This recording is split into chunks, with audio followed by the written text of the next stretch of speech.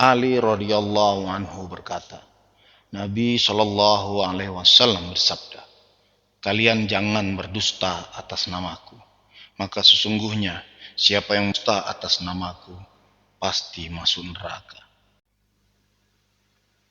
Anas radhiyallahu anhu berkata, sesungguhnya yang menahan diriku memperbanyak riwayat hadis kepadamu, karena Nabi Shallallahu alaihi wasallam bersabda, siapa yang berdusta atas namaku, maka ia menyiapkan tempatnya dalam neraka. Abu Hurairah radhiyallahu anhu berkata, Nabi Shallallahu alaihi wasallam bersabda, siapa yang berdusta atas namaku dengan sengaja, maka hendaklah menyiapkan tempatnya di dalam neraka. Al-Mughirah radhiyallahu anhu berkata, saya telah mendengar Nabi Muhammad Shallallahu alaihi wasallam bersabda, sesungguhnya semua dusta tidak sama dengan berdusta atas namaku. Siapa yang dusta atas namaku dengan sengaja, maka hendaklah menyiapkan tempatnya di neraka. Abu Hurairah radhiyallahu anhu berkata, pada suatu hari ketika Nabi Shallallahu alaihi wasallam duduk bersama sahabat, tiba-tiba datang seseorang dan bertanya, apakah iman? Rasulullah Shallallahu alaihi wasallam menjawab, iman ialah percaya pada Allah dan malaikatnya, dan akan berhadapan kepada Allah dan pada nabi utusannya, dan percaya pada hari bangkit dari kubur. Lalu dia bertanya lagi, apakah Islam? Nabi Shallallahu alaihi wasallam menjawab, Islam ialah menyembah kepada Allah dan tidak mempersekutukannya dengan suatu apapun, dan mendirikan sholat. Lalu dia bertanya lagi, apakah ihsan? Nabi Shallallahu alaihi wasallam menjawab, ihsan ialah menyembah pada Allah seakan-akan Anda melihatnya. Maka jika tidak dapat melihatnya, ketahuilah bahwa Allah melihatmu. Lalu orang ini bertanya lagi,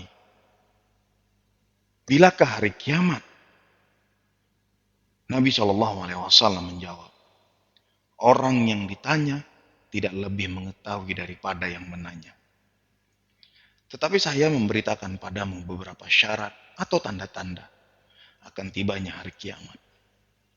Yaitu jika budak sahaya telah melahirkan majikannya, dan jika pengembala onta dan ternak lainnya telah berlomba membangun gedung-gedung.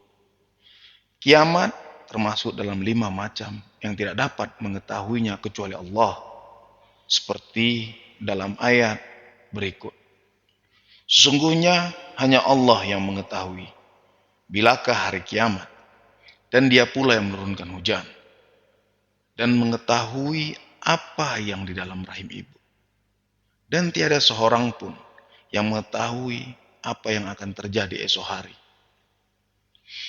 Dan tidak seorang pun yang mengetahui di manakah ia akan mati. Sungguhnya Allah Maha mengetahui sedalam-dalamnya. Kemudian pergilah orang itu. Lalu Nabi Shallallahu alaihi wasallam menyuruh sahabat, kembalikan orang itu. Tapi sahabat tidak melihat bekas orang itu. Maka Nabi Muhammad Shallallahu alaihi wasallam bersabda, itu malaikat Jibril datang untuk mengajarkan agama kepada manusia.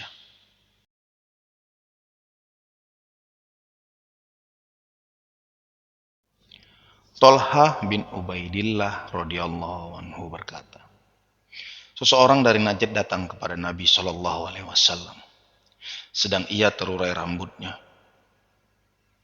Lalu ia mendekat kepada Nabi Shallallahu alaihi wasallam. Dapat didengar dengung suaranya, tapi tidak dapat ditangkap atau dimengerti apa yang ditanyakannya. Tiba-tiba ia menanya tentang Islam. Maka Rasulullah bersabda, 5 kali sholat dalam sehari semalam. Ia bertanya, apakah ada kewajiban bagiku selain itu? Jawab Rasulullah, tidak, kecuali Anda akan sholat sunnah. Lalu Rasulullah bersabda, dan puasa pada bulan Ramadan. Orang itu bertanya lagi, apakah ada puasa yang wajib atasku selain itu? Jawab Rasulullah, tidak, kecuali Anda puasa sunnah. Lalu Rasulullah menerangkan kewajiban zakat. Maka ia bertanya, apakah ada kewajiban selain itu? Jawab Nabi Muhammad SAW, tidak, kecuali Anda bersedekah sunnah. Maka pergilah orang itu sambil berkata, demi Allah, saya tidak akan melebihi atau mengurangi dari itu. Maka Rasulullah SAW bersabda, sungguh bahagia ia jika benar-benar melakukan